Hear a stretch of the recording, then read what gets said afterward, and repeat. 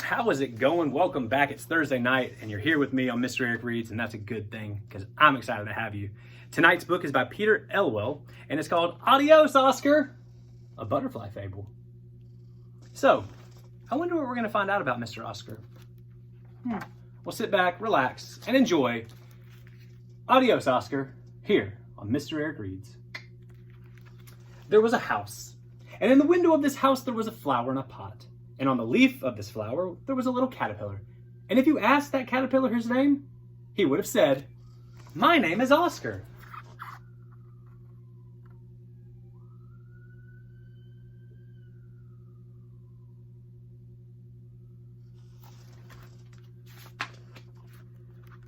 That's just what he said when a butterfly blew in from the sky, landed on his flower, and asked him his name.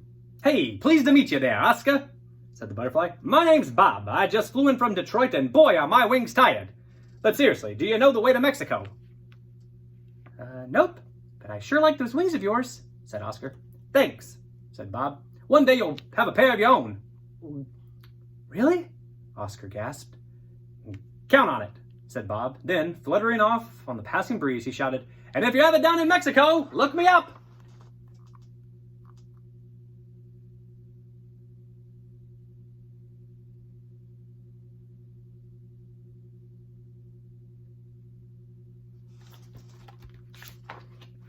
Oscar crawled as fast as he could to tell his caterpillar friends all about the wings he was going to grow and how he was going to fly far, far away, just like Bob the butterfly. Well, no one listens to butterflies," Squirmy sneered. "They just make stuff up." "Yeah, man, and besides, anyone with big crazy wings has to be nuts," scoffed Wiggly. "Yeah, and anyone who believes them is even nuttier," Nibbles laughed. "Look at us," sang the three caterpillars. "We're Oscar. We're flying. We're an amazing flying nut." "You're starting to bug me," growled Oscar. "Well, that's because we are bugs," they laughed. "That's what we do." Then they saw a ladybug, and off they went to prove their point by bugging her about the spots on her back.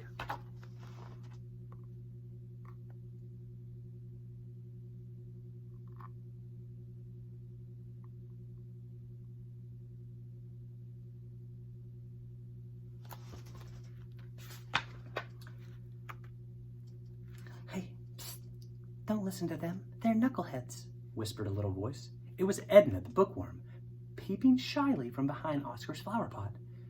"Well, but they may be right," said Oscar.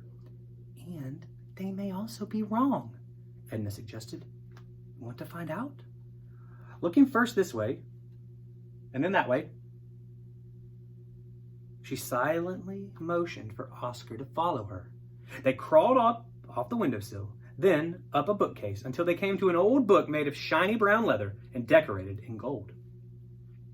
"Remember, you can't judge a book by its cover," Edna said, opening a small door at the bottom of the book.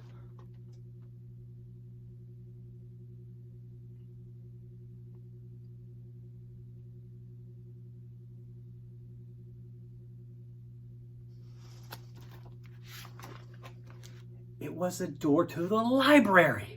As far as Oscar could see, there was nothing but bugs, books, and bookworms reading them. "Wow!" Oscar yelled. "Shh!" all the bookworms replied. "Don't worry," Edna said. "They love to do that."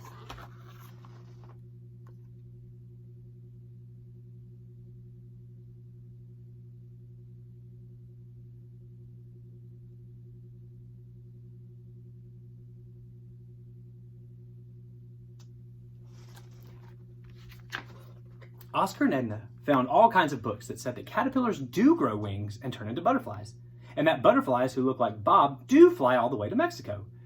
None of these books said that Bob was nuts. They said that Bob was right. Oscar studied maps. Mexico is thousands of miles away, which is quite far for someone whose whole world has been a flower pot. It was a little scary, but the more Oscar found out about all the different places he'd see and the different bugs he'd meet, he'd wanted to go there. Oscar also found out that they speak Spanish in Mexico, so he figured he'd like to do that too. So he learned to say hello, hola, and he learned how to say goodbye, adios.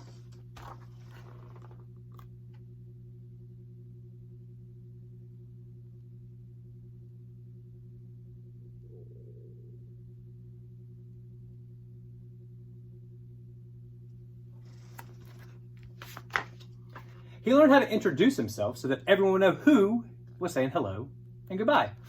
Hola, mi nombre es Oscar. But will they know me when I'm a butterfly? Oscar asked. Sure, Edna replied. No matter who you are, you'll always be Oscar. Too soon, the time came for Oscar to take a long caterpillar nap that he'd read about. He'd sleep, and when he woke up, he'd have wings. Before you go, let's learn one more thing, said Edna, and they learned how to say goodnight. Buenas noches.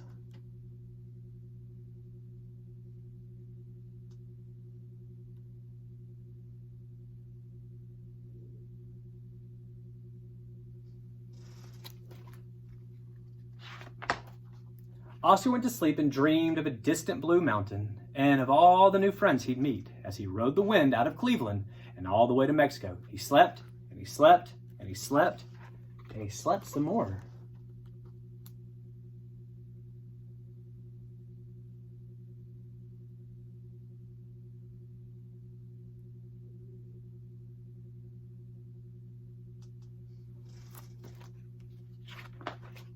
Then one day, Oscar woke up, and he yawned, and he wiggled out of his cocoon, and he felt something else wiggle on his back. Wings! He had wings! But something wasn't right. He also had an appetite, a big one. And why was he craving socks? Hey, Nibble! Hey, Oscar! It's me, Nibbles! Shouted from inside the closet. Taste this designer sweater, it's yummy! Yeah, look at us, yelled Wiggly. We're flying around a light bulb for no reason. Whee! Cried Squirmy.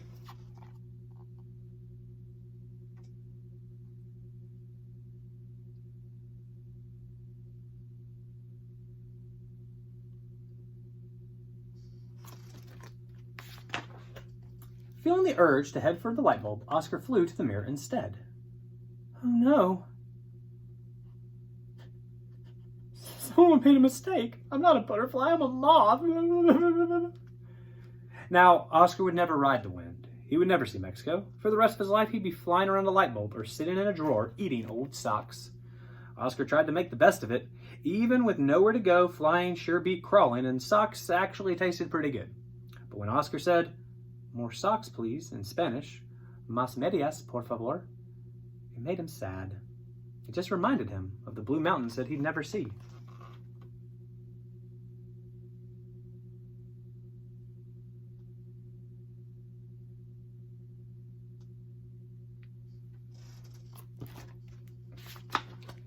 He might have forgotten all about Mexico, but one bright night, Oscar happened to land on his favorite flower in the window. He hadn't come back there since he had been a moth, but looking at him, there was a tiny piece of paper that caught his eye, and there was writing on it, and this is what it said. Dear Oscar, amazing things can happen when a moth thinks like a butterfly. Write me from Mexico. Love, Edna. Oscar felt the moon beckon to him like a big light bulb in the sky. Yes, he was a moth, and what a moth he was. Adios, amigos, said Oscar. I've got a postcard to write. And then off he took and soared up, up, up toward the moon and into the great night sky. Where are you going? Squirmy called after him. You won't get very far, shouted Wiggly. Yeah, and hey, what's amigos? Nibbles asked. Can you read that?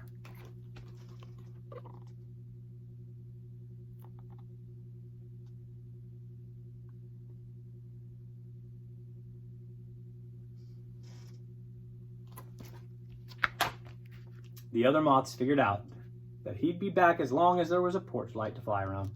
After all, they said, he is a moth and this is what we do. But that's not what Oscar did. Even with the porch light on, he never came back.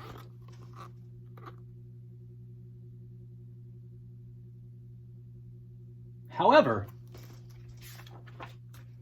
there are blue mountains in Mexico. High in these mountains, there's a green field that's alive with countless butterflies.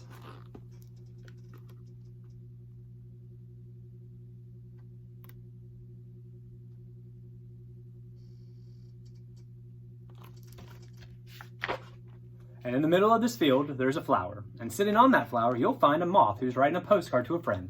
If you ask that moth his name, he'll most likely say, Mi nombre es Oscar. Dear Edna, I thought like a butterfly. Love, Oscar. P.S. Bob says hi. From Oscar.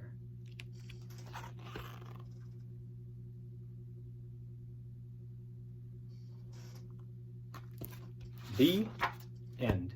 That was Peter Elwell's Adios, Oscar, here on Mr. Eric Reads, a tale really about trusting your heart and not listening to what other people say you can or can't do.